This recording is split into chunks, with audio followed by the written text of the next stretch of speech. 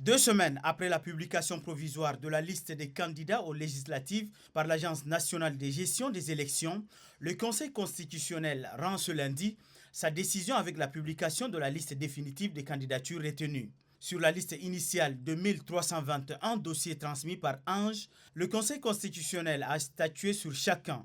Les critères de validation ou d'invalidation sont basés sur la constitution des dossiers et aussi sur l'application du code électoral. Ainsi, après examen, certains dossiers des poids lourds de la scène politique nationale notifiés irrécevables par Ange ont été repêchés.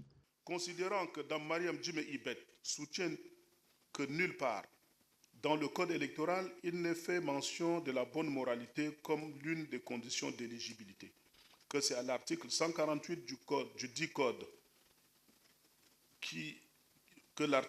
que c'est l'article 148 du dit code qui l'exige pour l'élection présidentielle. Considérant que l'Ange, pour rejeter la candidature de la requérante, soutient que celle-ci ne jouirait pas d'une bonne moralité en ce qu'elle a été emprisonnée à 2 reprises pour des faits de détournement de deniers publics.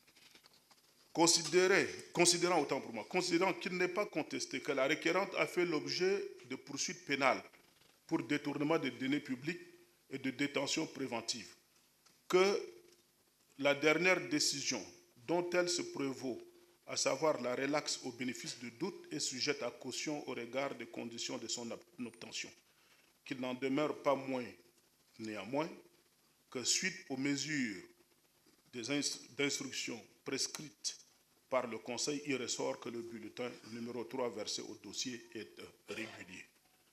Que faisant litière des argumentations spécieuses de la requérante, le Conseil constitutionnel ordonne sa réinscription sur la liste définitive des candidats aux élections législatives dans la circonscription électorale du 8e arrondissement de la ville de N'Djamena. Considérant que Sieur Ibrahim Wanglaouna Norbert, pour contester cette décision, soutient d'une part que l'article 176 du Code électoral a énuméré les pièces à fournir dans le dossier de candidature relative aux conditions d'éligibilité, que l'Ange a fait une confusion entre la détention provisoire et la condamnation d'autre part, et que la simple détention provisoire ne peut priver une personne de son droit d'éligibilité. Suite aux mesures d'instruction diligentées par le Conseil, il ressort que le requérant a bel et bien fait l'objet de poursuites, qu'il n'a cependant pas été condamné définitivement. Considérant qu'en l'espèce, c'est à bon droit qu'il a pu bénéficier du bulletin numéro 3 avec la mention néant, qu'en considération de ce qui précède, le Conseil décide de sa réinscription sur les listes définitives des candidats dans la circonscription du 7e arrondissement de la ville de N'Djamena. Ils pourront donc se présenter dans leurs circonscriptions respectives. D'autres, par contre, comme celle de Mohamed Zen Bada, actuel secrétaire général du MPS, a été écarté et son dossier sera même transmis au tribunal. Si son inscription n'a pas fait l'objet d'une contestation 6 mois avant les élections législatives du 29 décembre 2024, qu'il y a forclusion et l'Ange ne peut légalement rejeter sa candidature. Mais considérant qu'en l'espèce, Sieur Mohamed Zenbada n'ayant bénéficié ni d'une réhabilitation, encore moins d'une amnistie, son casier judiciaire ne peut être vierge comme il le prétend. Que son inscription sur la liste électorale est irrégulière, car fruit d'une dissimulation de son état de condamné. Que par conséquent, il ne peut être ni électeur ni éligible. Pour beaucoup, les textes cités par la Cour constitutionnelle sont vérifiables et ils s'inclinent face à la décision. Le résultat définitif prononcé par le Conseil constitutionnel, qui est d'abord la dernière instance en termes de recours, nous estimons que de poids lourds de partis politiques qui ont la possibilité et la facilité d'imposer leur candidature, dont leur candidature a été rejetée, c'est déjà un grand pas. C'est déjà un grand pas et donc on se réjouit de cette démarche. Nous sommes dans un pays de droit et personne n'est au-dessus de la loi. Le Tchad est en pleine refondation.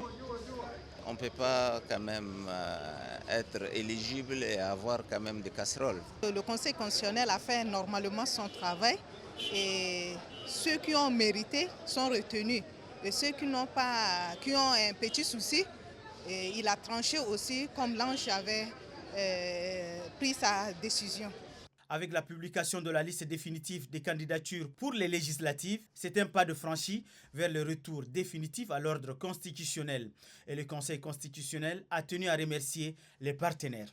Après le dialogue national inclusif souverain qui a été un succès, le premier acte d'un retour à l'ordre constitutionnel a été l'adoption de la Constitution de la Ve République.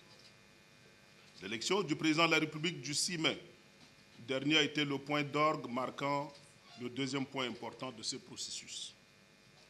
Aujourd'hui, nous nous préparons à franchir une étape décisive avec les élections législatives à venir. Dans l'accomplissement de sa mission, le Conseil constitutionnel a été accompagné par des partenaires au développement, notamment le Programme des Nations Unies pour le développement PNUD, qu'ils reçoivent ici. L'expression sans cesse renouvelée de nos remerciements. Le processus suit son cours et les Tchadiens sont prêts à voter leurs députés le 29 décembre prochain.